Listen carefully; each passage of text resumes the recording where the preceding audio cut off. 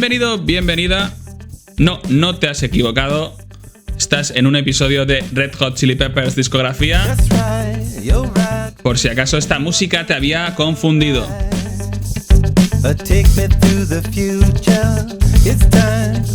Y es que estamos en el episodio número 11 en el que vamos a analizar y hablar del disco del año 2016 de Getaway.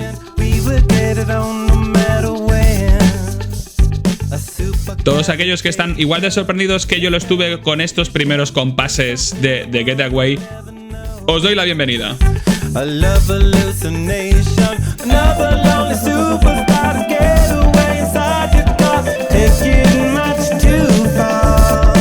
Y es que The Getaway es un disco único en el sentido de que va a ser aún más rupturista en cuanto a sonido que el anterior I'm With You, y abandonando aún más el funk y en esencia el sonido característico de la banda que lo había acompañado desde antes del Blood Sugar Sex Magik. Este The Getaway llega a un estilo más melancólico, incluso cercano al indie rock o a la música disco, con canciones que fueron singles como Go Robot, y que además va a ser el primero de toda la discografía de los Chili Peppers en 25 años en contar con un nuevo productor a los mandos, el cual además iba a participar mucho más que ninguno antes en la grabación, composición y creación del álbum. Y además, este disco es único también por otro motivo, alerta spoiler, es el último disco en contar con Josh Klinghoffer a la guitarra.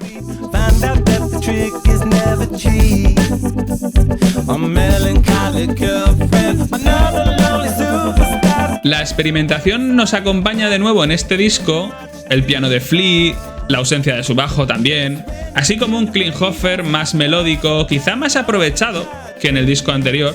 Si en I'm With You había algunos momentos brillantes o por lo menos rozando las buenas composiciones, The Getaway tiene más picos y abusa de la magnificencia en algunas canciones, sobre todo rellenándolo con muchas capas de sonido sintetizado, dándole un enfoque más bailongo todavía que el disco anterior. Esta es la primera canción del disco, llamada como el mismo, The Getaway, y ya desde los primeros compases ya empezamos a apreciar un cambio total en el sonido de los Red Hot Chili Peppers, hasta el punto de que cuando acabemos de escuchar este disco habremos olvidado dónde quedaban los que en el año 99 nos dieron ese Californication.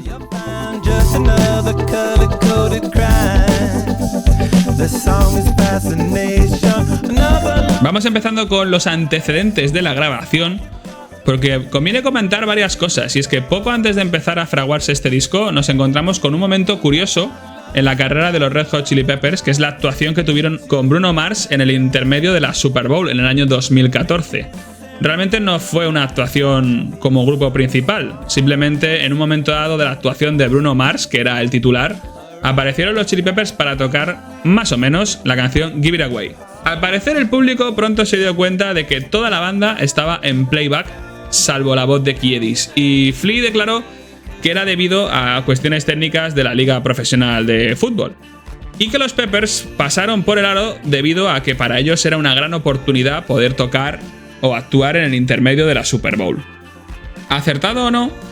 El evento lo vieron cerca de 11 millones de personas, y habría que preguntarse a raíz de esto si la actuación de 2024 en el cierre de los Juegos Olímpicos también fue playback o no lo fue.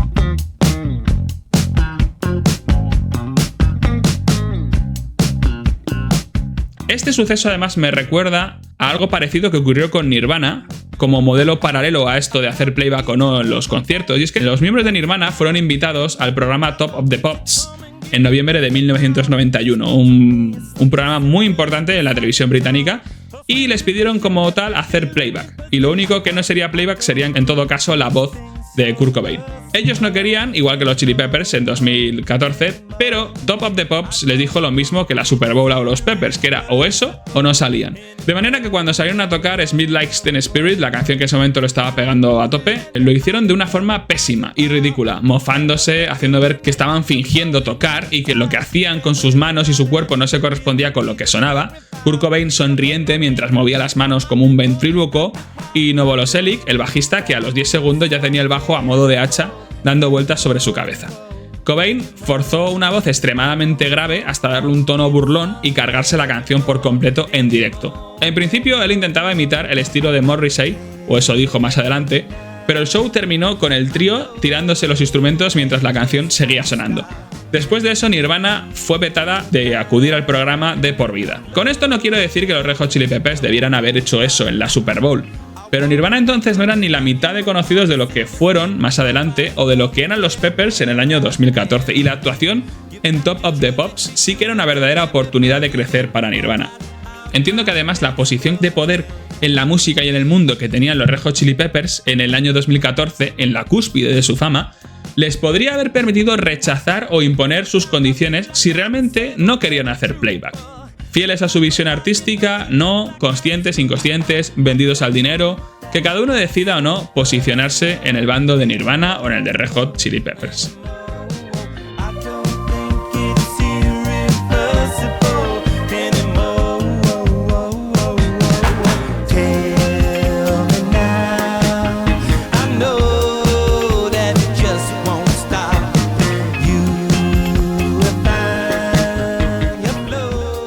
Volviendo a la preparación de The Getaway, el disco se empezó a fraguar en el año 2014, terminada ya toda la gira y las secuelas positivas del I'm With You, pero se tuvo que pausar 8 meses porque nada más empezar a componer canciones a principios de 2015, el propio Flea se rompió un brazo haciendo un show y la grabación se tuvo que retomar a finales de año. Y esto nos ponía ya en casi una grabación en 2 partes, que la segunda parte, que fue la importante, duró hasta marzo de 2016.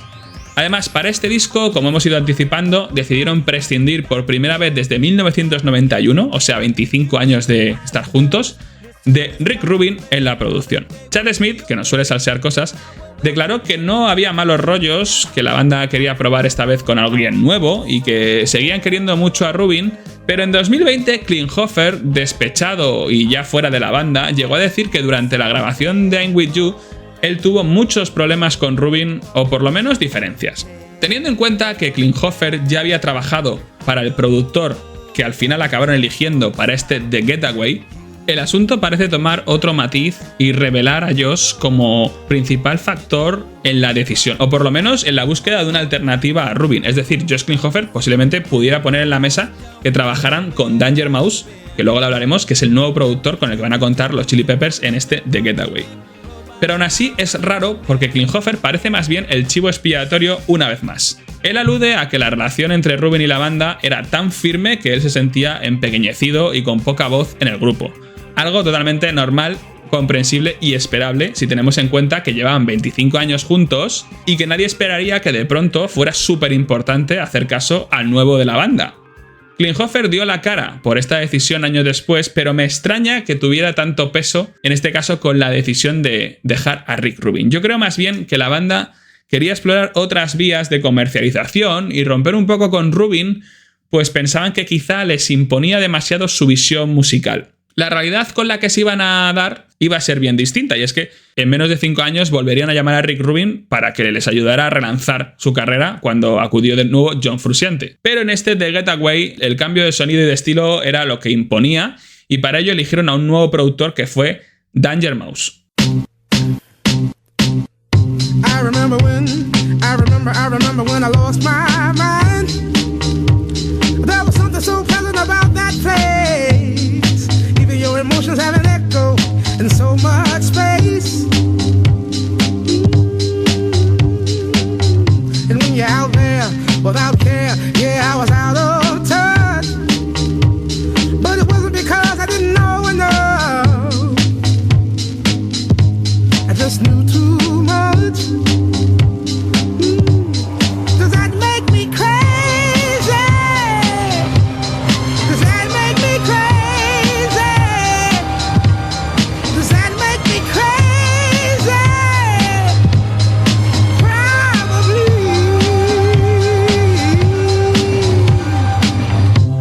And all the truth. Danger Mouse, cuyo nombre original es Brian Joseph Barton, era el autor junto con CeeLo Green, el cantante de este super hit de 2007, Crazy, que todos y todas habremos escuchado 1000 veces. Como parte del repertorio del dúo Gnarls Berkeley, con los que ya había trabajado Josh Klinghoffer. Entonces es normal que tuviera enlaces con este productor. Danger Mouse también había sido muy conocido en 2004 por el disco que sacó sampleando canciones de los Beatles, en el concreto del disco Blanco, y mezclándolo con pistas a capela del rapero Jay-Z. Una mezcla brutal en un álbum que fue llamado The Grey Album. Además, Danger Mouse también había formado parte del grupo de indie rock Broken Bells, en donde tocaba la batería con James Mercer. Había producido además el exitoso segundo álbum de Gorillaz, el Demon Days de 2006, y varios discos de los Black Keys antes de recibir la llamada de Red Hot Chili Peppers para trabajar en su 11º álbum de estudio. Danger había sido productor y coautor de álbumes tan importantes como 25 de Adele. Su participación en el disco iba a ser mucho más definitiva de lo que nunca antes lo había sido Rick Rubin, ya que iba a tocar el sintetizador, el órgano, el melotron en varios temas y además, cosa inédita, iba a ser coautor de 5 canciones del disco, las más rupturistas con el sonido, creo yo, que son The Getaway, Dark Necessities, We Turn Red, Feasting on the Flowers y la brillante The Hunter. Kiedis además destaca que el trabajo con la banda fue brutal y les ayudó mucho en el proceso previo a la recuperación de Flea, y que cuando estaban en un proceso ya con unas 20 o 30 canciones, pero sin todavía productor, fue cuando apareció Danger Mouse y les dijo que abandonaran esas 30 o 20 canciones que tenían, que pasaran, que resetearan totalmente y que empezaran a hacer algo desde cero.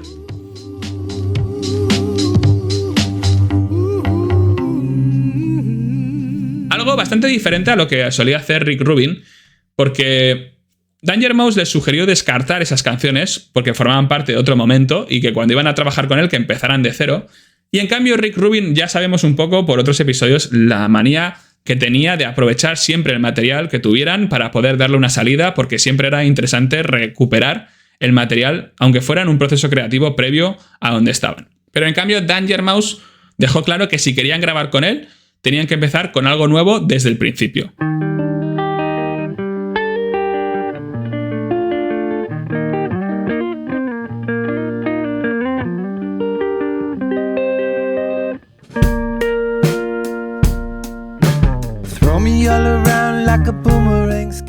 El disco fue grabado entre los meses, como ya hemos dicho, en una primera parte de enero y febrero de 2015, y tras el parón de casi 6 meses en el que Flea tuvo que recuperarse de su accidente, retomaron la grabación de octubre de 2015 a marzo de 2016, y fue grabado en The Song Factory en California, y sacado a la venta el 17 de junio del año 2016 para el sello Warner Records. Al igual que el anterior I'm With You, del disco se extrajeron 4 singles con sus respectivos vídeos promocionales. Por un lado, el primer single de la banda fue Dark Necessities, que fue sacado como anticipo del disco el 5 de mayo de 2016, con un videoclip bastante chulo dirigido por la actriz Olivia Wilde, un videoclip que demuestra muy bien ese cambio de sonido, una estructura un poco melancólica, sombría, y es gracioso porque en el videoclip, durante la parte del verso, como no hay línea de guitarra audible, a Klinghoffer le ponen a dar palmas.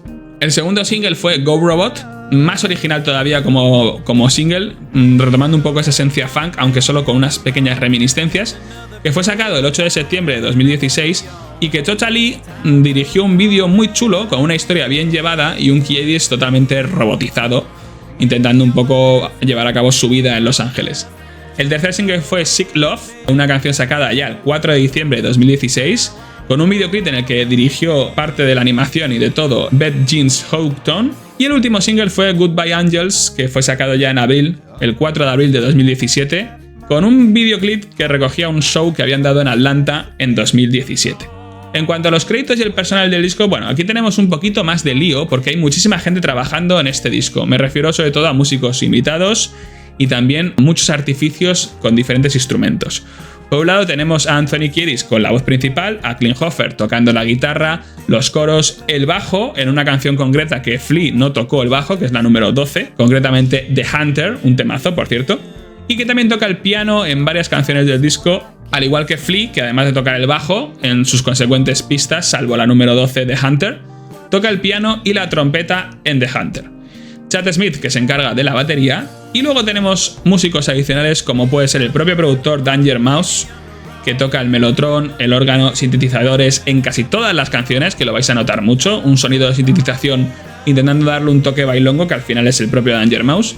Y tenemos como invitado ilustre a Elton John, sí, el compositor pianista británico, que toca el piano en la canción Sick Love, que fue single, y que luego cuando escuchemos vais a identificar enseguida su estilo, porque se ve perfectamente, y que debido a que su parte de trabajo en esa canción está acreditada, es curioso porque la acreditación de las canciones aparece tanto Elton John como Bernie Taupin, que es el que solía componer las letras de las canciones de Elton John. Luego tenemos, digamos, una orquesta entera de coro y también de violines, de violas, de chelos y de arreglos de cuerda para algunas canciones. Por lo menos 3 canciones del disco están registradas con esta orquesta coral, que son la canción Goodbye Angels, con mucha épica, The Hunter y Dream of a Samurai, que es la última canción del disco. En cuanto a la producción, no tenemos sí que comentar que todo el equipo de producción es totalmente diferente al habitual con el que trabajaban los Chili Peppers, porque en este caso Danger Mouse se trajo a su propia gente, y aquí no vamos a encontrar a Vlad Meller mezclando el disco ni nada de eso.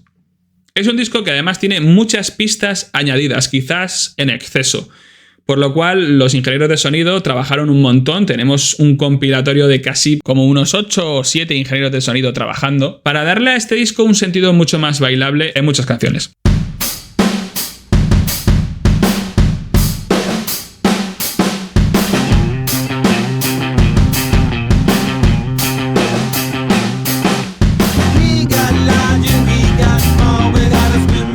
Lo más curioso del disco para mí, a nivel artístico, es la portada. Que la portada me parece una de las mejores de los Chili Peppers, si no posiblemente la mejor o la segunda mejor. Y es que es parte de la obra Coalition 2 de Kevin Peterson, un artista de Houston con un caché en sus obras de en torno a $5.000. La obra es muy chula y la portada del disco es solo la parte izquierda de la misma. Puede que sea una de las mejores portadas, al menos para mi juicio, y en la que vemos una coalición de animales con una niña paseando, que es muy chula, de verdad. Según dijo el propio Peterson, los Red Hot Chili Peppers querían usar su pintura, y él lo que quería, en todo caso, les pareció bien la idea, pero que aparte de que le dieran a él un poco los créditos de la obra, también que se las dieran a los modelos que había usado para poder llevar a cabo la pintura, en concreto a 2 personas que habían sido los modelos para hacer la niña de la pintura. Anthony Kiedis además nos contó en una entrevista en 2016, antes de que saliera el disco, que buscaban algo muy artístico, incluso aunque fuera con animales, se sintiera humano. Y además él decía que los animales que salen en la portada se identifican mucho con la propia banda, que Chad sería el oso, Josh sería la niña, Flea sería el mapache y el cuervo que sale sería el propio Kiedis. Las canciones, como digo, están acreditadas a los Chili Peppers, pero hay algunas canciones en las que participa, en este caso Danger Mouse, y que están acreditadas como coautor de las mismas, que son The Getaway, We Turn Red, Feasting on the Flower y The Hunter. Una canción increíble que luego hablaremos de ella. La duración del disco es de 53 minutos y 41 segundos, un poquito más corto de lo que nos tiene habituados los Chili Peppers en los últimos tiempos. Y en cuanto a la recepción del mismo, pues debutó directamente como número 2 del Billboard estadounidense. Y la crítica lo valoró positivamente, sobre todo la incorporación de Danger Mouse en el sonido de la banda, pues les acercaba a un sonido más cercano al siglo XXI, o eso más o menos manejaban. Lo que sí que tenemos como registrado es que ya en 2021 The Getaway había vendido más o menos 500.000 unidades en United States, una Gold Certification. Lo que pasa es que no deja de ser poco en comparación con lo que llegaron a vender sus antecesores. Y en las críticas hay muchas críticas que alaban este trabajo de cambio de sonido, pero también hay críticas que critican de forma más negativa lo que es el resultado total del disco. Sobre todo las letras, y es que algunos críticos dejaban claro que Anthony Kiedis había perdido un poco la inspiración y que intentaba ser una especie de bardo a lo Goofy, y esta crítica es real, dejando claro que incluso podían rozar un poco el ridículo. Quizá leyendo solo las críticas negativas también os estoy un poco condicionando, como me pasó en el episodio de I'm With You, pero la realidad es que I'm With You sí que es un disco que después de escucharlo varias veces te quedas con algunas canciones en la cabeza de lo pegadizas que son y estás unos días dándoles vueltas. Con The Getaway creo que es más complicado.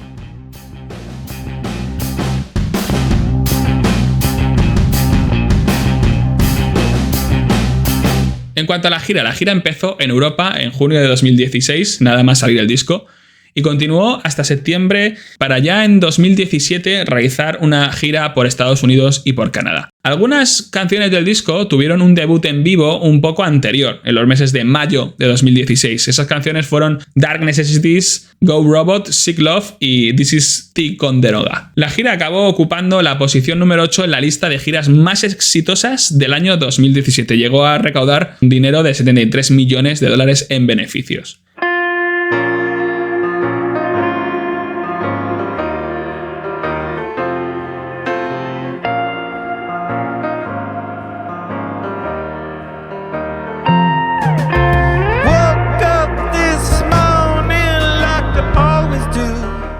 Y en cuanto a los outtakes de este disco, conviene destacar que hubo varios outtakes, no tantos como por ejemplo pudo haber en I'm With You o en Stadium Arcadium, pero por lo menos varias de las canciones que se quedaron fuera de este disco, como Kaylee o Other Space, fueron al final liqueadas en YouTube en 2022. Y luego nuestro amigo Josh Klinghoffer se encargó de grabar por sí mismo y por su cuenta algunas de las canciones que quedaron fuera, que estaban en versión demo. Él las regrabó para un disco en solitario que empezó a sacar en 2019 llamado Pluralon, un disco en el que además participaba el propio Flea y otros miembros de los Chili Peppers como Jack Irons a la batería. El primer encuentro en más de 30 años en un disco de Flea y Jack Irons. No grababan nada juntos desde Uplift Mofo Party Plan del año 1987. Otras canciones que aparecieron en el álbum de Josh Klinghoffer fueron Was Never There, Nowhere I Am, y este interesante proyecto en solitario de Klinghoffer, que básicamente es un disco suyo, no surgía como un despegue de la banda, sino como una forma de trabajar por su cuenta, y curiosamente acabaría siendo la última colaboración con la familia Peppers. Porque llegó 2018 y fue un año de poco movimiento, si acaso solo Klinghoffer por su cuenta sacando adelante este material y su material propio para Pluralon, pero en paralelo se estaba fraguando la historia de una traición insospechada. Y es que en el año 2019, mientras estaba grabando este disco en el que Flea participaba activamente con su bajo, de forma paralela el propio Flea se estaba viendo con otro guitarrista para hacer y tocar cositas. Y ese guitarrista era John Frusciante. El disco de Josh Klinghoffer fue sacado a la venta el 22 de noviembre de 2019, habiendo sido grabado entre los meses de septiembre del 18 y agosto del 19. Y justo menos de un mes después, o sea, el 15 de diciembre de 2019, la banda anunció que John Frusciante había vuelto a formar parte de los Red Hot Chili Peppers como guitarrista. Hablaremos del proceso de reclutamiento de Frusciante en el siguiente episodio dedicado al disco Unlimited Love, el disco de la tercera venida de John y de nuevo en el evangelio frusciantiano. Y ahora nos vamos a detener más en cómo se tomó la noticia el propio Josh Klinghoffer.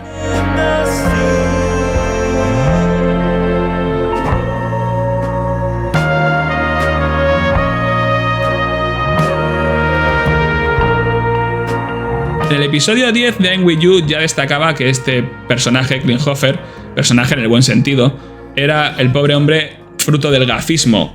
Y no deja de ser un poco cierto, porque para empezar, todo esto fue inesperado para él. Klinghoffer esperaba poder sacar un tercer disco con la banda y él mismo declaró más adelante que tenía suficiente material para grabar un tercer disco y que su disco en solitario solo era algo para matar el tiempo en un momento de impasse antes de entrar a grabar.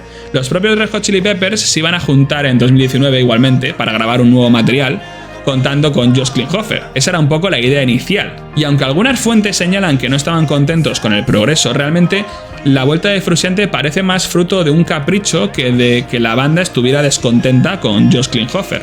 Quizás estaban descontentos con el sonido de su último disco y quizás estaban faltos de ideas y abrumados por la ausencia de creatividad para volver a grabar cosas y bueno, despegar como lo habían hecho antes. Y quizás pensaron que alienándose de nuevo con Frusciante volverían a grabar grandes canciones como antes. Y ojo, yo pienso que pensaban correctamente. Pero en esta historia la principal víctima fue Josh Klinghoffer, un músico que se amoldó totalmente a la banda y que hizo lo que ellos querían sin protestar, dejando poco a poco su huella, pero adaptándose a lo que ellos pedían. ¿Que quieres ritmo disco? Pues toma disco. ¿Que quieres ritmo africano? Pues sale. ¿Que ahora quieres ser más indie rock lastimoso? Pues también. Y al final todo eso no valió para nada porque no garantizó su permanencia en el grupo. El propio Josh Klinghoffer declaró que cuando Flea le dio la noticia de que habían decidido llamara a John Frusciante para volver a la banda y que este había dicho que sí, él dijo la famosa frase en la historia de los Red Hot Chili Peppers que a mí siempre se me ha quedado grabada, que fue: ojalá pudiera haber hecho algo musicalmente con vosotros que hubiera hecho que esto fuera imposible que sucediera. Digno y gafado hasta el final, Josh Klinghoffer. Es muy duro vivir a la sombra de John Frusciante, ya os lo digo.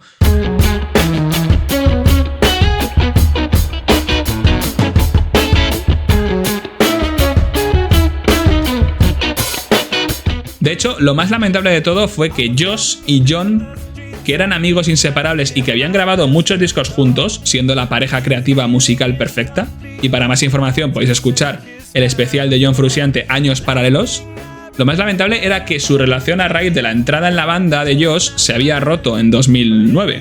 En los 10 años que estuvo Klinghoffer con los Chili Peppers, Frusciante enfrió totalmente la relación con él, pasando de 100 a 0, como si tuviera animosidad con su mejor colega, porque hubiera sido elegido para sustituirlo. De hecho, posteriormente el propio Josh, que tampoco habría que hacerle muchísimo caso porque todas sus intervenciones posteriores son fruto un poco del despecho y del malestar que le supuso a él salir fuera de la banda, pero llegó a decir que en el proceso vivido en el verano de 2009, cuando Frusciante decidió abandonar el grupo, se había alargado en una fuerte discusión porque John sabía que iban a contar con Josh para suplirlo y él tenía ciertas dificultades con esa idea. Él no le apetecía o no quería que la banda continuara sin él. Quizás John quería que los Chili Peppers no siguieran o que no existieran. Y el hecho de que Josh Klinghoffer siguiera con la banda, aunque fuera en un periodo que no llegó a ser ni por asomo lo que en su día fue con Frusciante, pues eso les cocía. A finales de 2019, mientras la banda preparaba material para el 12º disco, Flea y Frusciante se veían a escondidas de Josh para tocar juntos. Josh no lo sabía y cuando Flea le citó en su casa para anunciarle la infidelidad y que la misma iba a suponer que el bajista finalmente se iría con otro, todo le pilló por sorpresa.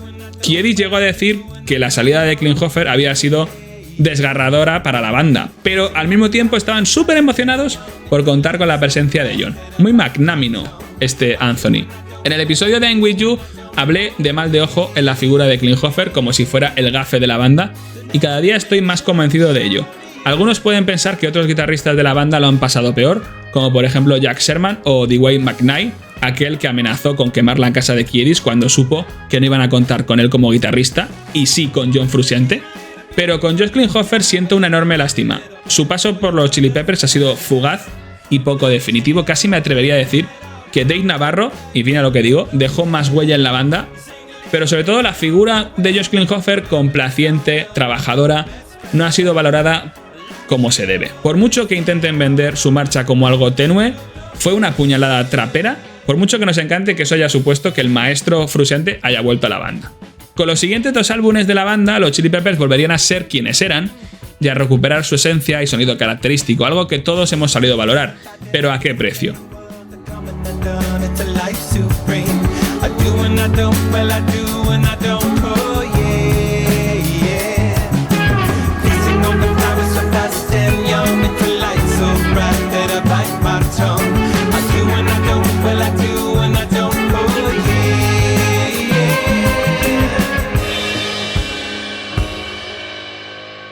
Disfrutemos pues ahora de las canciones del último disco con Josh Klinghoffer, The Getaway.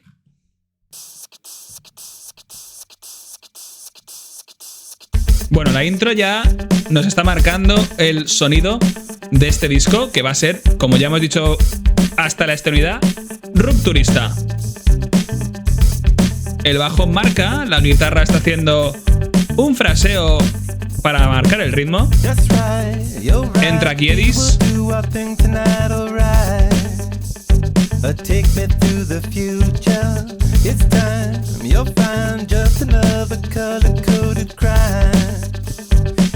Ahora va a empezar un montón de arreglos.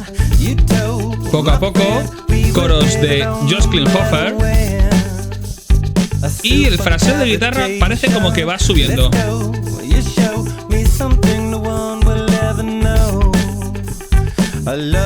Vamos con los arreglos. Esa guitarra melódica que viaja entre los dos canales. Yo no sé si recordar un poco el estilo U2, pero minimalista es sin duda. Y es el principal acierto de esta canción, la número 1 de Getaway. Va creciendo las capas de coros. Ahí está Klinghoffer.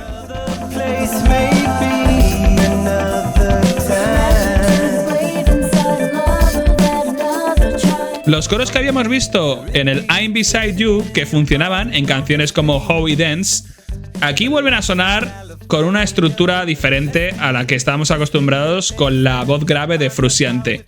Esta canción de Get Away está acreditada tanto a la banda como a Danger Mouse, con lo cual, por ejemplo, aquí veis un poco esta especie de sintetización. Otra vez. Muy leve, pero ahí está. Y como iba diciendo, el hecho de que esté acreditada es porque su influencia es notoria.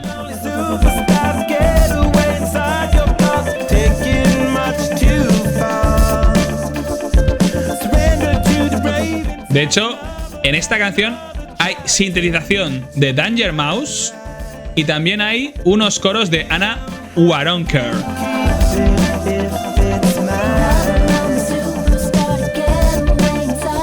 ¿Qué pueden ser estos?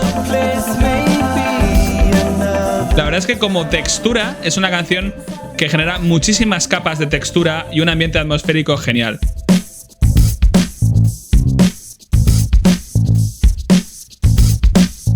La principal contribución de Flea en esta canción y se repite, así que os voy a trasladar a la parte más interesante de la misma. Venid que os llevo.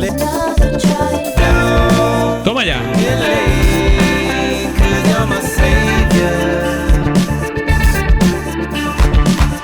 Esas palmitas, que lo vamos a escuchar mucho en este disco, porque la batería de Chad Smith, no sé si lo habéis apreciado en esta canción, está súper anulada.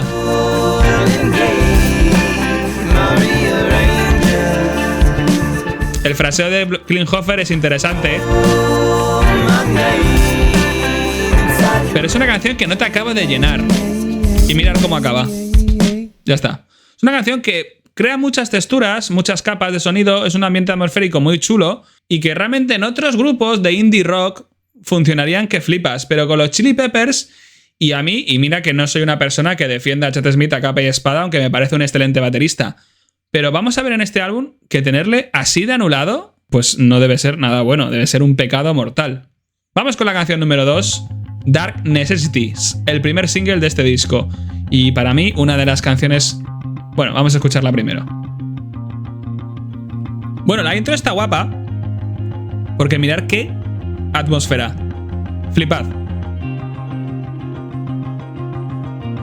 Va creciendo.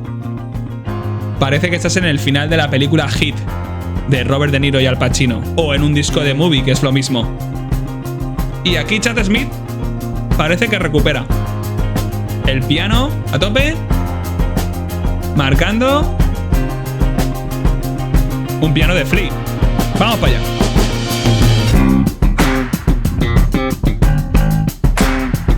Increíble representación de Flea con su bajo. Aquí no hay slap bass. Aquí hay lo que hay. ¿Escucháis esas palmas de fondo? Esas son las palmas que ponían a Klinghoffer en el videoclip a darlas, porque aquí, como podéis observar, no hay línea audible de guitarra. No hay. Eso sí, el bajo está a tope. Ahora entra un poquito de guitarra, su cinta, como haciendo guagua. Pero no es guagua, ¿eh? De hecho, es muy posible que sea una base pasada por algún efecto de sintetización. Y la batería vuelve a estar anulada. Vamos al estribillo. Por el canal izquierdo, guitarra de Klinghoffer, un poquito suave, pero ahí está.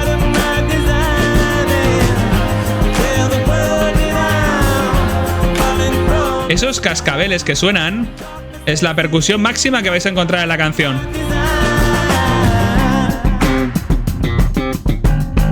El problema de canciones como esta, Dark Necessities, es que reduces una banda de rock de formato natural, batería, guitarra y bajo, a capas de sintetización. Y yo adoro la fusión en cuanto a música rock y efectos sintetizados, pero creo que con los Chili Peppers no funciona.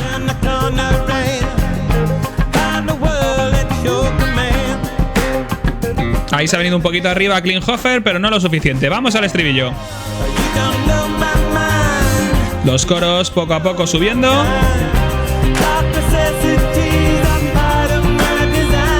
Coro.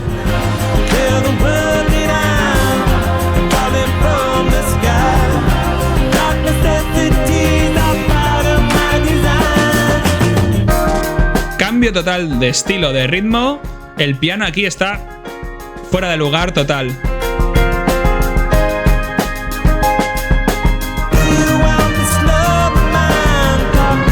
Una guitarra sonando a un estilo a lo Beatles, que es chula, pero que no acaba de entrar.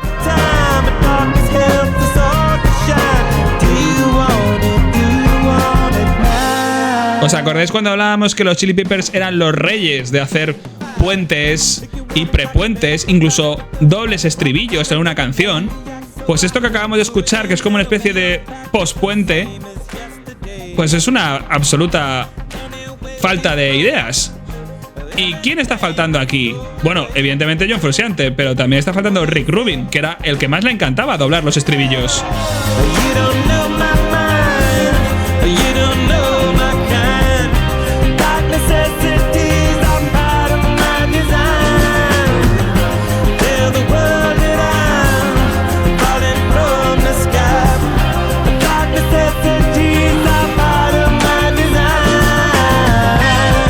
Esta parte es interesante.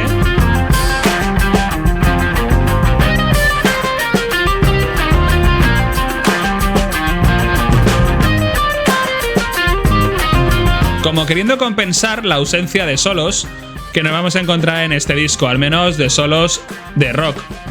Y seguimos.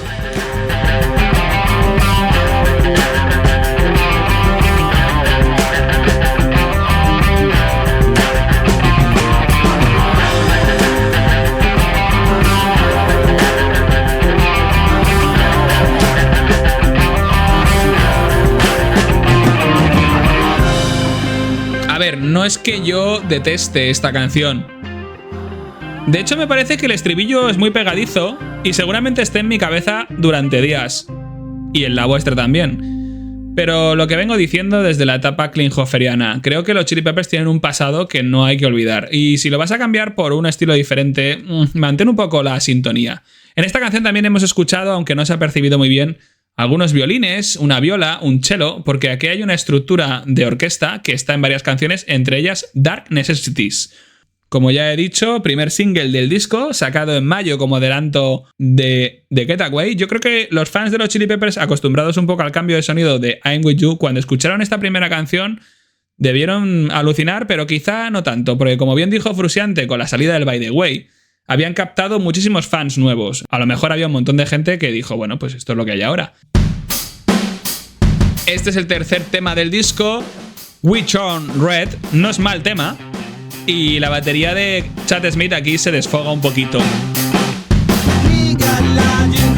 El bajo no se percibe mucho, pero está ahí. Y la guitarra de Klinghoffer va a hacer un fraseo que va a generar toda la musicalidad de este verso. Porque la voz de Kieris no encaja muy bien con lo que estamos escuchando o no genera la suficiente melodía. Mirad. Esto es una vuelta un poco más a los orígenes chilipepianos.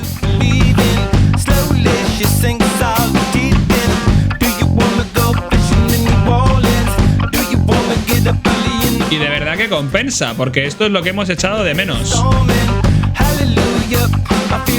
He escuchado Hallelujah, pero no es Around the World, es Witch on Red.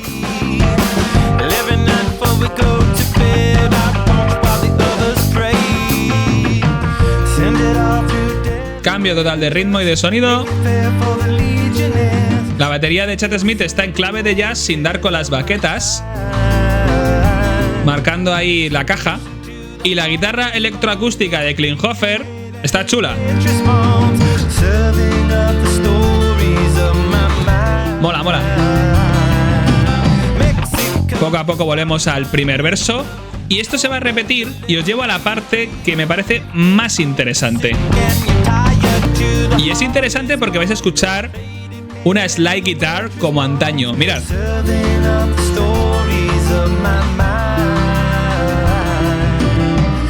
Por el canal izquierdo. Poco a poco. Ahí, ahí, subiendo. Bajando. Y vuelve otra vez. Mola, mola. Crea mucho ambiente.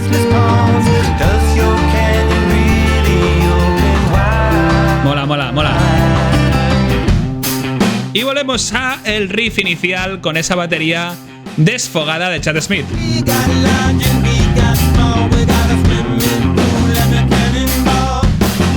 No sé si solo por la parte de la slide guitar merece la pena esta canción, porque la canción en el fondo no es una cosa increíble, o si es por la batería, pero bueno, de momento es de lo mejor que hemos escuchado, yo creo, o menos del estilo de los Chili Peppers de antaño. Vamos con el tema número 4, que a mí personalmente me parece muy épico, muy intenso, pero que creo que es de los que salvan este disco. The Longest Wave.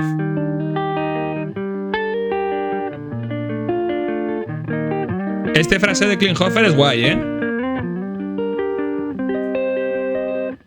Vaya, armónico y todo. Vamos con la batería. Ahí con los cascabeles. Y Kiedis en un estilo melódico bastante lúcido.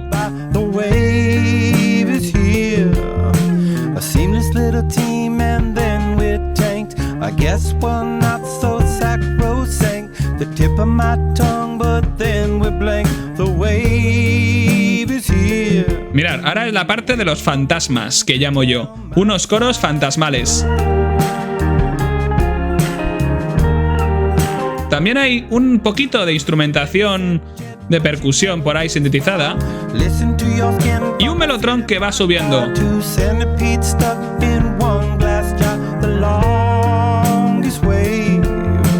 Aquí también tenemos violines, violas y chelos. Toda la orquesta que veíamos en la canción Dark Necessities aquí se repite. Y eso que no se percibe casi. Ahí el piano.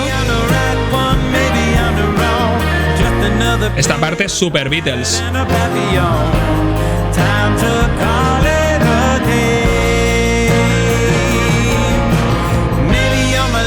Toma ya la guitarra de Klinghoffer.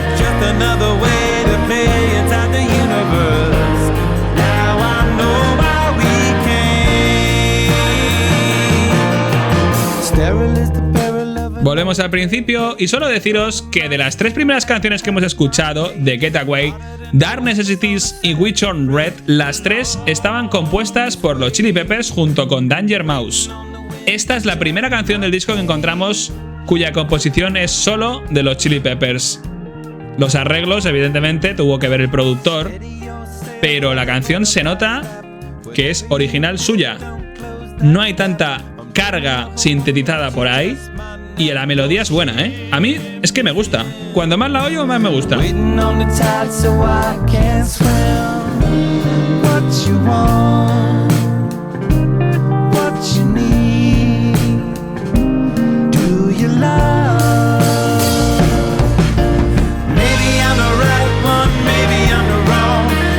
Buah, es que la guitarra aquí... Esta es la mejor parte de la canción o posiblemente del disco. Toma, toma.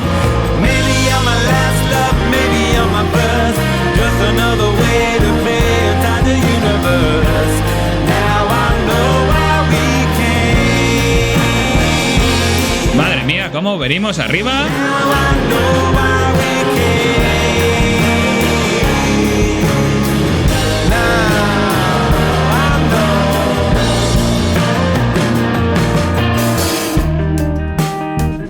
Además, la letra de Kiedis me da a mí la impresión de que merece también una reflexión.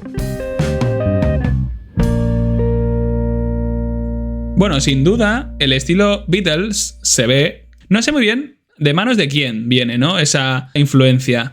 Lo que está claro es que esta canción, The Longest Wave, es posiblemente una de las mejores para mí del disco Y eso que el estilo épico e intenso a mí no me va, no deja de ser una balada, pero creo que está muy bien conseguida. Creo que tiene la parte melódica justa y la instrumentación necesaria para crear atmósfera.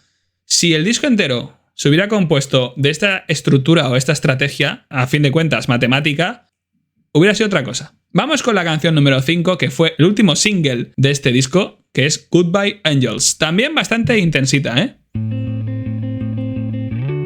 Esta intro, quizá a caballo entre Radiohead y otros grupos indie, es lo que yo digo cuando este grupo, nuestro grupo, se acerca al indie rock.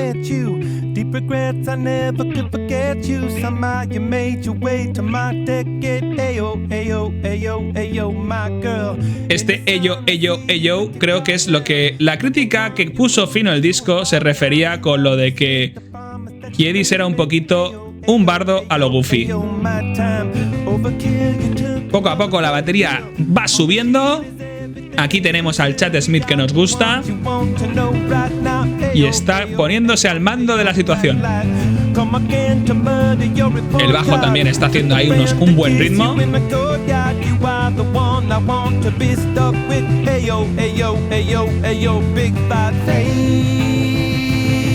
Madre mía, parece que no acaba de subir, ¿eh?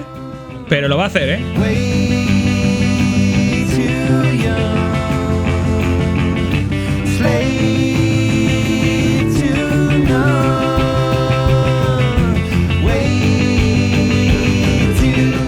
Vamos allá que lo tenemos. ¡Vamos!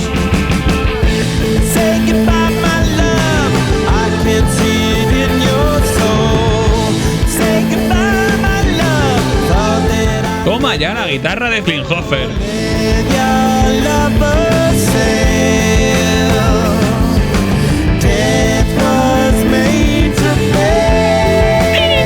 Madre mía.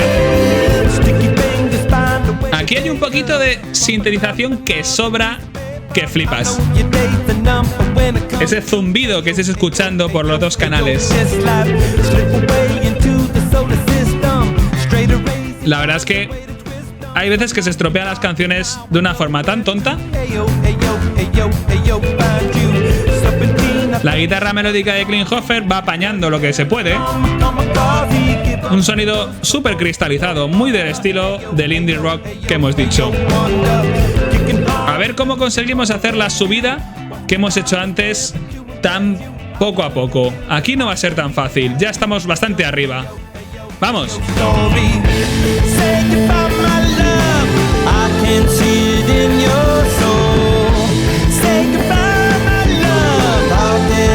¿Ves? Una situación diferente a la del principio. Estábamos muy acostumbrados al subidón y ahora ya no nos impresiona tanto. Cambio de tono. Los coros de fondo.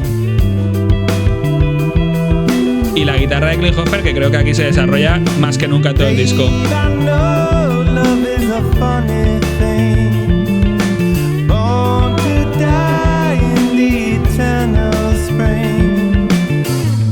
Las letras de Kiedis, sobre todo en esta canción, no se entiende muy bien si es una despedida amorosa o hacia sí mismo, o una relación pasada, o al concepto del amor.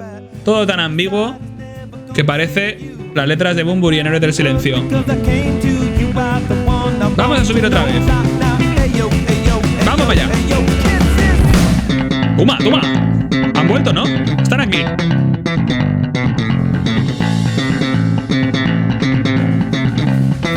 Vamos, vamos. Toma, toma, toma.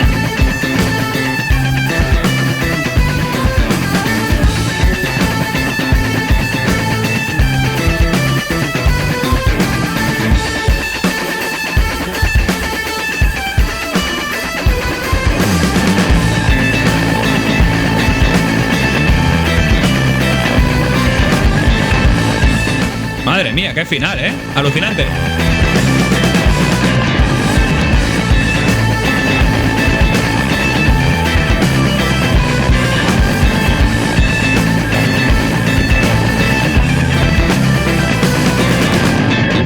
Si os estabais preguntando de quién era esa sintetización que ha sonado tan mal cargándose la canción, sí, es de Danger Mouse, el productor del disco. Y en esta canción también teníamos el coro entero de voces sonando, aunque solo nos ha parecido escuchar una, eran un coro de 6 voces. Vamos ahora con la canción que está acreditada a Elton John porque toca en ella, Sick Love, que fue además el tercer single del disco. Un estilo diferente, pero la guitarra aquí funkea, cosa que hasta este momento no habíamos escuchado en todo este disco.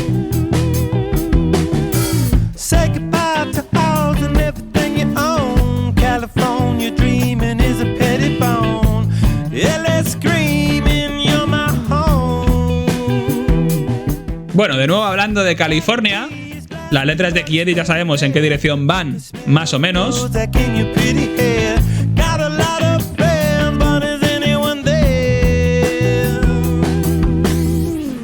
Y ese es el piano de Elton John.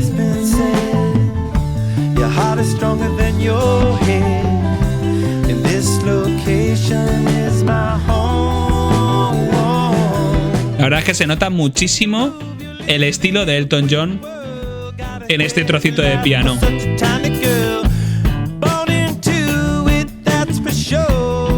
De nuevo se repite la estructura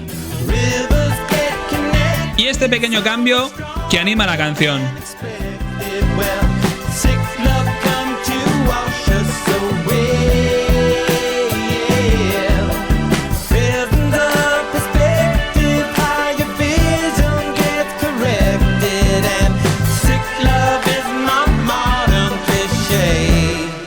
En esta canción tenemos también percusión de Mauro Refosco, que ayuda en lo que puede. Y además, este percusionista había sido miembro de Atom for Peace, el grupo que formó Flea con Thom Yorke. De nuevo, recuperado aquí, haciendo una percusión que casi no se aprecia. Vamos con el piano de Elton John.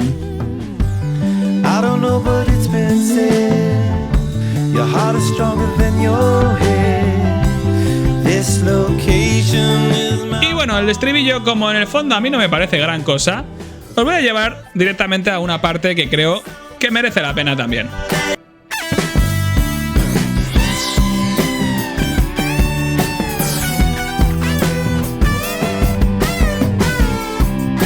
¿Qué opináis?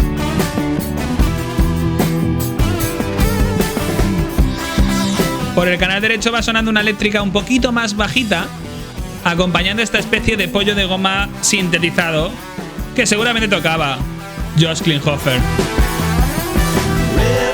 Volvemos al estribillo.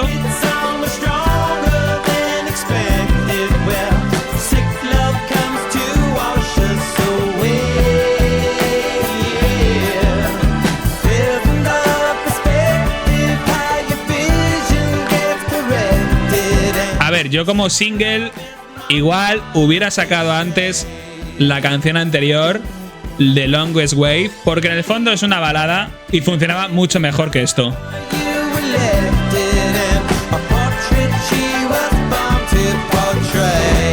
A ver, todo esto es una cuestión de gustos. Para mí, creo que The Longest Wave tenía más aspectos interesantes que esta canción Sick Love, que además, si el principal reclamo es el piano de Elton John, es una cosa cortísima. Ahora bien, es curioso que uno de los fans mayores de Elton John en el mundo de los Chili Peppers, que era el propio John Frusciante, que recordemos que tocaba covers de Tiny Dancer desde el año 91 hasta 2000 y pico, no estuviera presente en esta grabación. Qué pena. Vamos con la canción número 7. Una de mis favoritas, Go Robot, segundo single del disco. Y la verdad es que sí, esta sí es un buen single, aunque el cambio de sonido también sea evidente.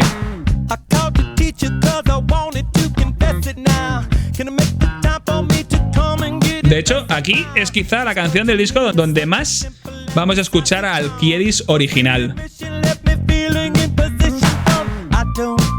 Toma. Seguramente esto es parte de la sintetización de Danger Mouse, pero quizá es lo que mejor queda en todo el disco, ¿eh? Aquí no hay guitarra. Klinghoffer este día no estaba trabajando. Solo tenemos el bajo Sintetización muy acertada por primera vez y la voz de Kiedis a tope. Otra vez.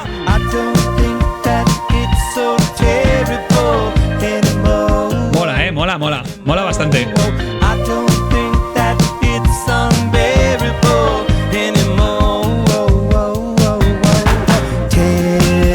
Ahí empieza la guitarra. Ha llegado tarde, pero ha llegado a la fiesta Klinghoffer. Canal izquierdo. Esta canción básicamente es un estilo disco que ya quisiera Tony Manero.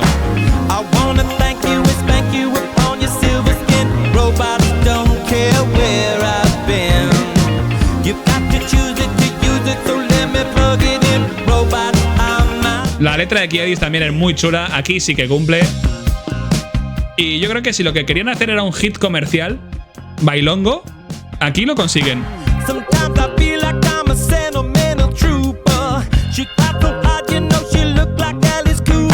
Toma verso, Alice Cooper. Ha rimado Alice Cooper con Trooper, increíble.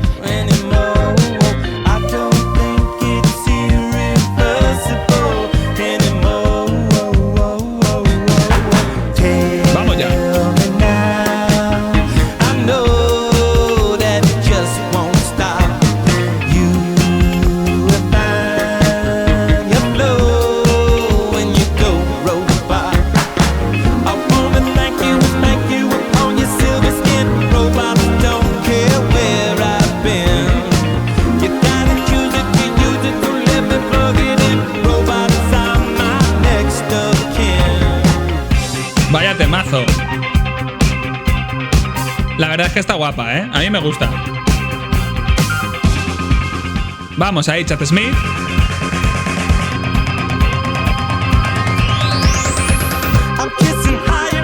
A ver, es verdad que no es Red Hot Chili Peppers. Tú pones esta canción inmediatamente antes o después de Give It Away o de Around the World y la gente se da con la cabeza en el muro. Pero la canción está muy conseguida. Mirad otra vez esto, por favor. Y no solo aquí, sino que ahora se va a crecer. Vamos para allá.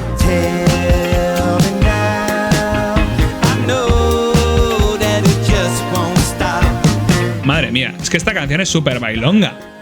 Ahora no podéis verme, pero yo estoy bailando. Toma, toma, sintetización subiendo también nueva.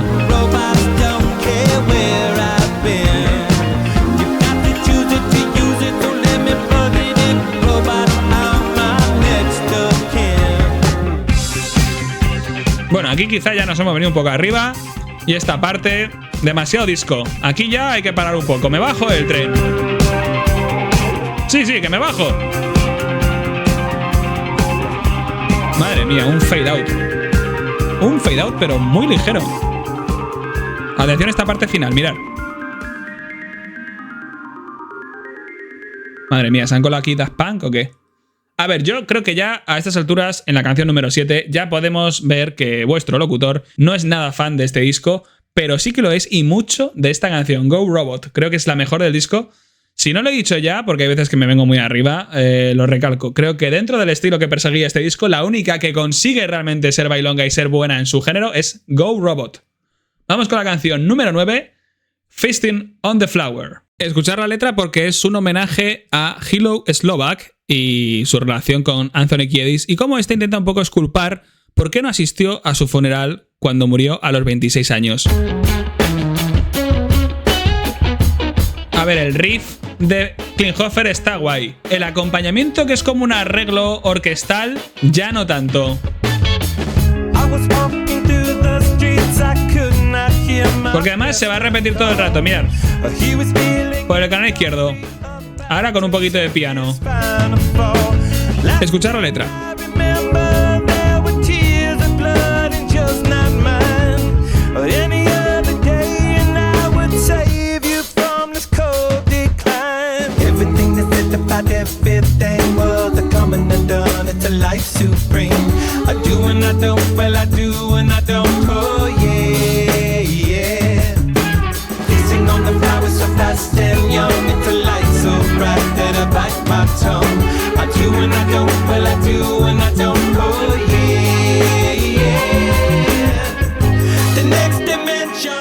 lo más curioso es que esta canción es donde la guitarra quizá más creativa está. Toma ahí, espacial. ¿Vamos otra vez? Sí. Era obvio. Esta canción también está escrita por Danger Mouse.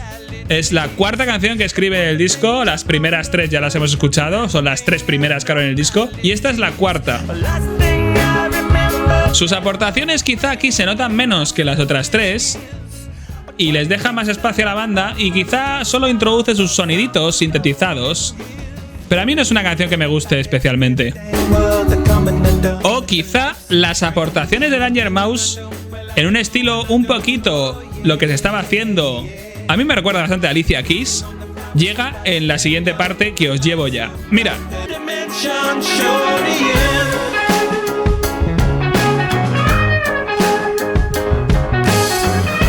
Ese piano, no me digáis que no es como This Girl Is On Fire de Alicia Keys. Y ese estilo muy Super Bowl.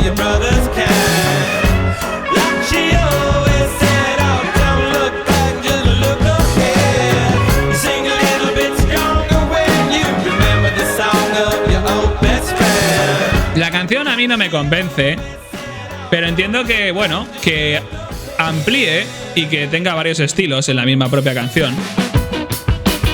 Porque mirar cómo empezaba con este sonido repetitivo, parecía que era la melodía que iba a gobernar la canción, y hemos acabado con un estilo, pues es lo que digo, This Girl Is On Fire total.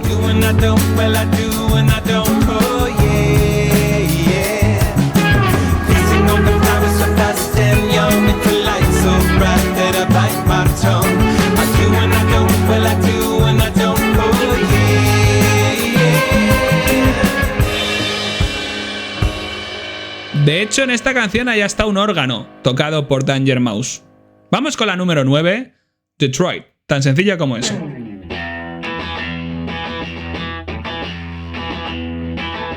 Una intro bastante rockera y un bajo aceleradísimo, ahí lo tenéis. Toma, toma. Campanita sonando. Otra vez. Ahí también. El riff es muy metalero, en el sentido clásico de la palabra. Muy tipo Led Zeppelin.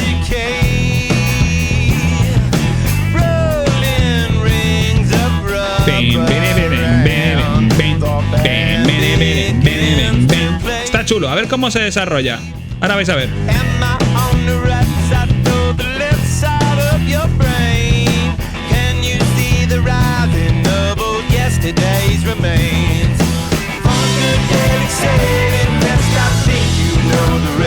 Parece que sube, pero no.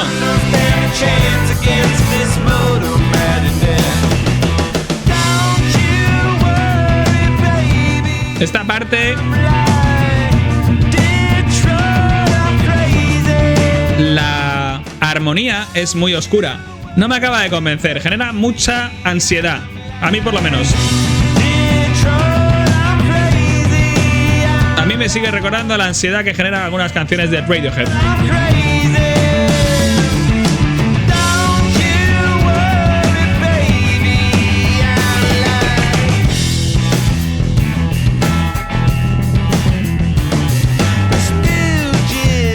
Bueno, la letra de Kiedis todo el rato reflejando un poco lo que él considera no propio de Detroit, pero sí cosas que a él le molan. Los coches, el motor, The Stooges, Funkadelic, el propio Henry Ford.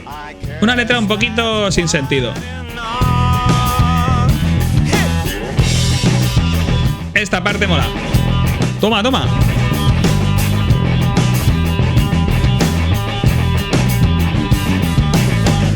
Aprovechar a Josh Klinghoffer, que no lo vamos a tener mucho tiempo más. Y os llevo a la parte, una vez más, que creo que compensa el rato de escucha. A ver, no compensa por la voz robotizada. Pero ahora ya vamos a encadenar el final un poquito más rockerillo.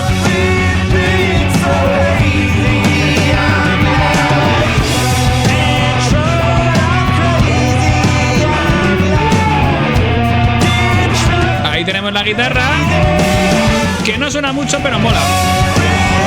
Va creciendo. Y volvemos al principio. Nos hemos quedado igual, escuchando las campanitas del principio. Esto lo arregla un poco. Y nos quedamos igual. Vamos con la canción que es casi impronunciable. This Ticonderoga, la número 10.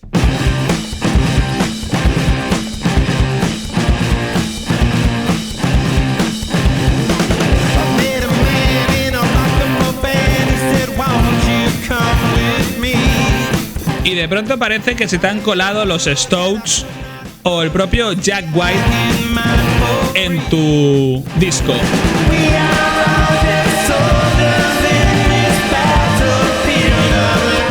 La voz de Kiedis yo creo que está aposta sonando desde más lejos para generar ese efecto rock tipo Iggy Pop.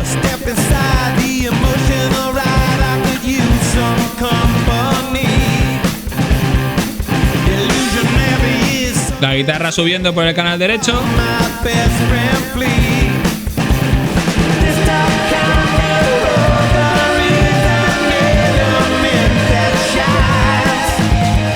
Y ahí tenemos un poquito de sintetización.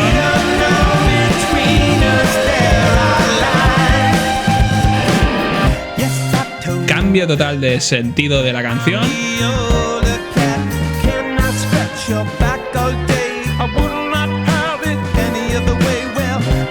Yo creo que a lo mejor en un disco de rock progresivo o una ópera rock tendría sentido cambiar tanto de sentido, pero cambiar así de melodía, no sé, otras veces lo he apreciado mucho, pero aquí volvemos.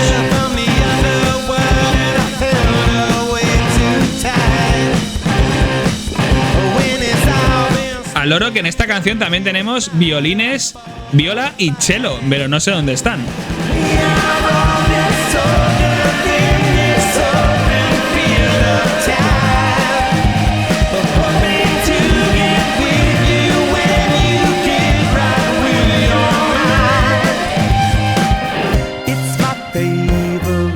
Bueno, no voy a decir nada más porque creo que al final se me va a ver demasiado el plumero. Así que disfrutarlo un poco.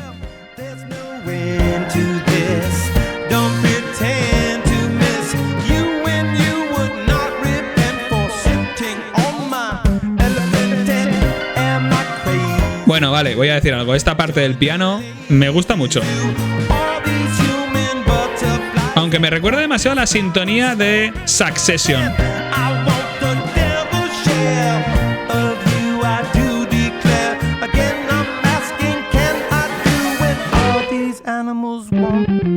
Toma.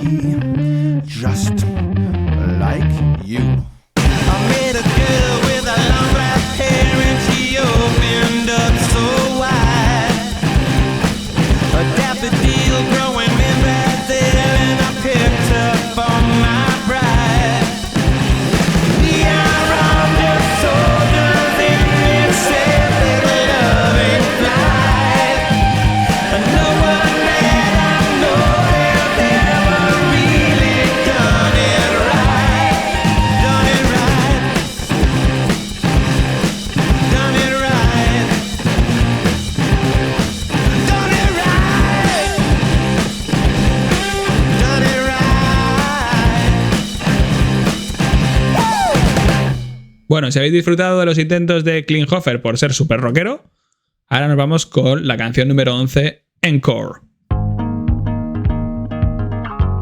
No sé si conocéis a un cantautor llamado José González, tiene un grupo que se llama Junip, muy indie rock, muy recomendable. A mí esto me recuerda a algunas de sus canciones, y eso que él es un cantante con guitarra y voz solo, ¿eh? Pero este tun, tun, tun, tun, tun, tun, tun, es muy de su estilo. Lo que pasa es que aquí tenemos bastante atmosferismo. Bueno, ya sabemos de dónde viene la influencia de los Beatles. El propio Kiedis lo acaba de decir.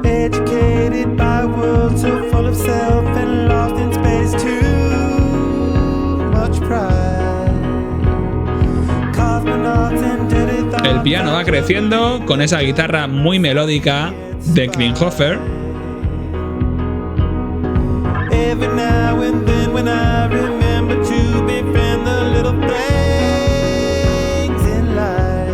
Al parecer esta canción surgió como una pieza instrumental durante el I'm With You Tour.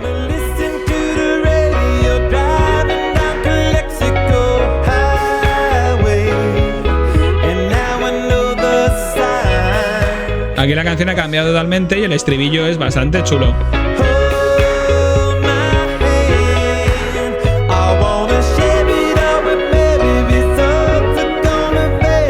La guitarra recuerda a un frustrante minimalista del Californication. Y volvemos al principio.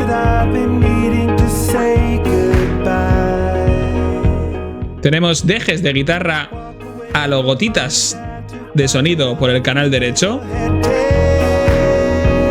y muchísima ambientación sintetizada por el izquierdo, incluyendo coros fantasmales y ahora una guitarra electroacústica por el derecho y el piano marcando el ritmo totalmente.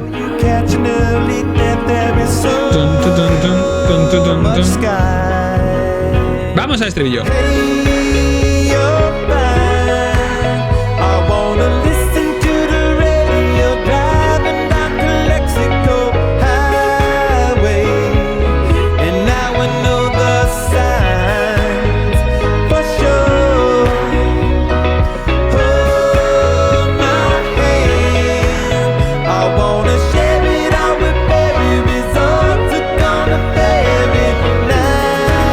Quizá esta canción recuerda a un estilo a lo Coldplay cuando han estado especialmente poperos.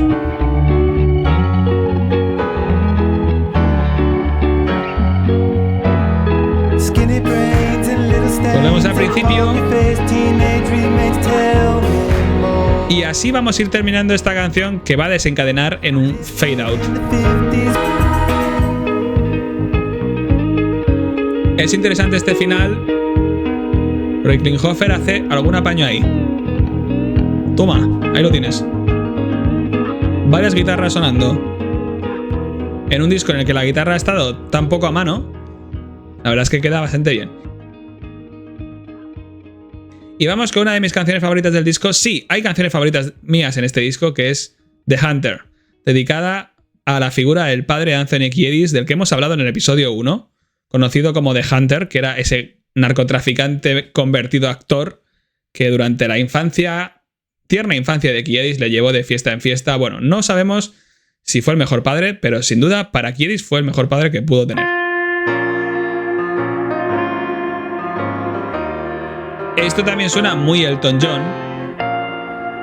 Y si con la canción Feasting on Flower teníamos a un Kiedis recordando la muerte de su amigo, esto es mejor aún.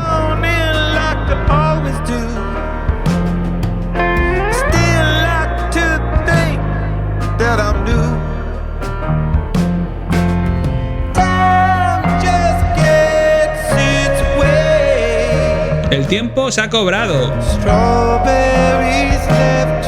Las fresas están decayendo. Habla de la vejez y de cómo su padre, eternamente joven, ha caído en esa trampa.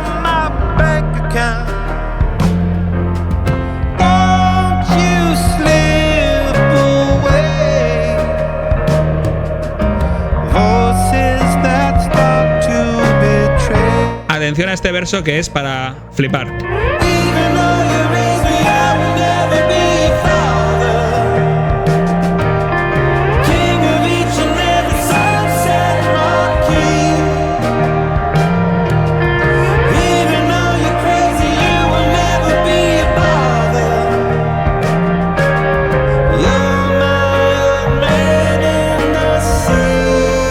La canción está hablando desde la perspectiva del padre de Anthony Kiedis y habla que aunque le ha criado, él nunca fue su padre o nunca sería su padre, solo sería el rey en cada esquina del Sunset Marquis. Y incluso aunque pensara que está loco, él nunca tendría nada que preocuparse porque sería su old man in the sea.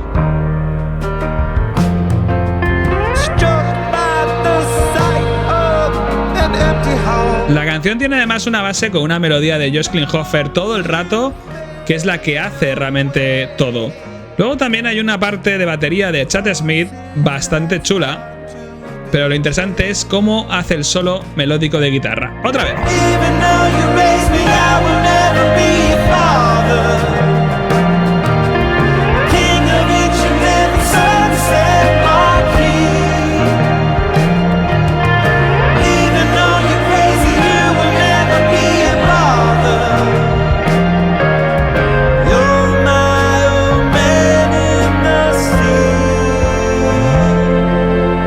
Atención a esta parte.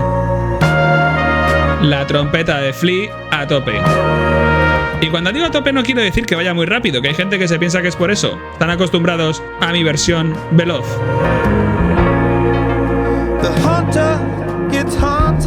El cazador ha sido cazado.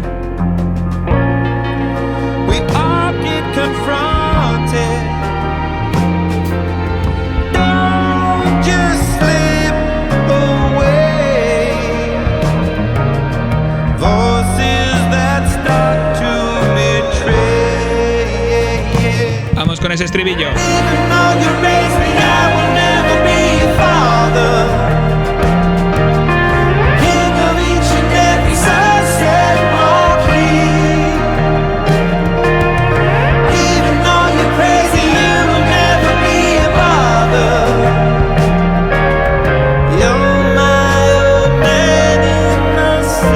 Nunca serás una molestia, eres mi viejo hombre en el mar. Una canción muy bonita, creo que de lo mejor del disco. Como viene siendo habitual, esta canción sería perfecta para hacer el cierre porque tiene el tono adecuado y últimamente se cumple mucho en todos los discos, que la penúltima canción es genial. Pero aún nos queda Dreams of a Samurai, la última del disco, la número 13, con el que se cierra y con el que vamos a hacer el cierre de este episodio. Un piano despidiendo la etapa más pianística de los Chili Peppers.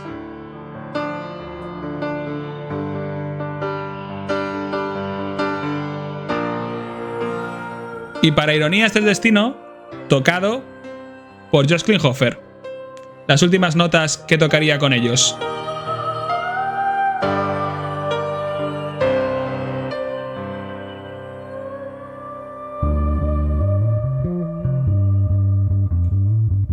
Vamos empezando. Ese bajo, creando el ambiente.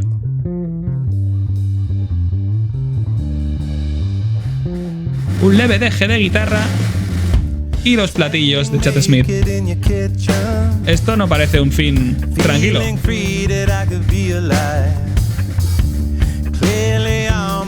Cuac, cuac, cuac, cuac, cuac, cuac. Sonando el guagua por el canal izquierdo. Y el bajo que se ha vuelto bastante hipnótico.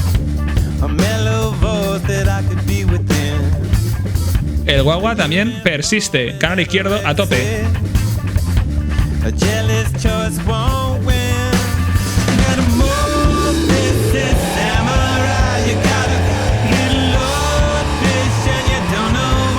Ahí empieza a haber un poquito de distorsión psicodélica. La batería a tope.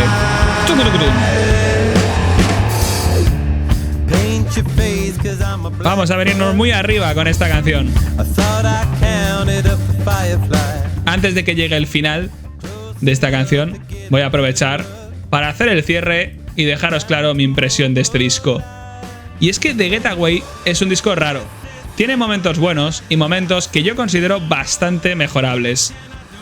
Quizá por el cambio drástico de sonido y porque soy incapaz de compararlo con el de los Chili Peppers clásicos. La presencia del piano en este segundo disco de la era Klinghoferiana es más notoria y quizá no tan acertada, aunque en I'm With You para mí era el principal déficit.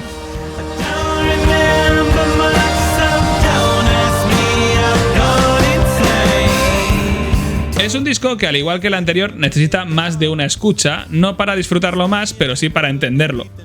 Igual que con I'm With You, tras una segunda revisión te dabas de bruces con algunas melodías que se te quedaban bien agarradas en la cabeza, con The Getaway puede que pase algo parecido, aunque aún no lo he podido comprobar seriamente.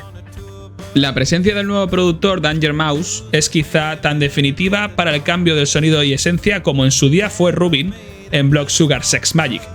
Su mano detrás de la composición de temas como The Getaway, Dark Necessities, Witch on Red, Feasting on Flowers y The Hunter se nota mucho, especialmente en The Getaway o Dark Necessities, la canción más rupturista con la esencia y el sonido chiripepiano en la historia, mucho más que cualquiera de la etapa de Navarro.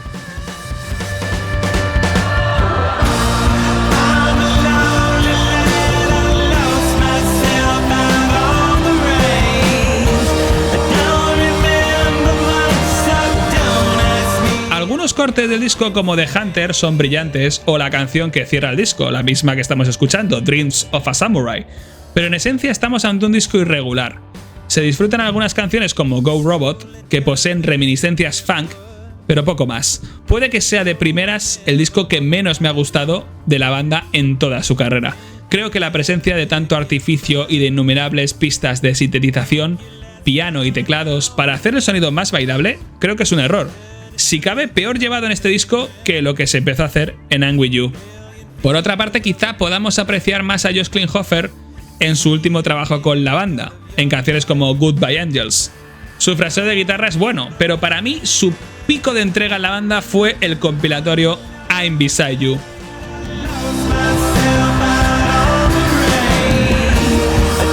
Chad Smith debe estar enfadadísimo con este álbum, pues su guitarra parece tocada por un robot, sin magia, sin entrega y sin pasión. El estilo ausente de rock y de funk así lo pedía. Y Kiedis, en cambio, entrega algunas letras buenas, como en The Hunter o Feasting on the Flowers, pero las críticas le ridiculizaron comparándole con un Goofy haciendo poesía, no es coña. Y Flea, bueno, sabemos que llevó su entrega con el piano más allá de lo que pudo o debió hacer, y su bajo es meramente testimonial en algunas canciones, pues en la mayoría está perdido y ausente, no solo metafóricamente, sino literal, en temas como The Hunter. Con todo, conviene darle segundas oportunidades, pero si queréis mi humilde y sincera opinión, quizás estamos ante el peor disco o el más olvidable de los Red Hot Chili Peppers.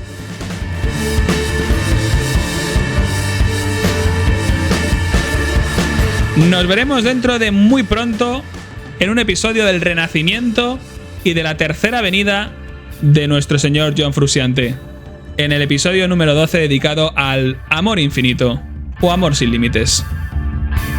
Nos vemos dentro de muy pronto en un nuevo episodio de Red Hot Chili Peppers Discografía. Ser felices y hasta pronto.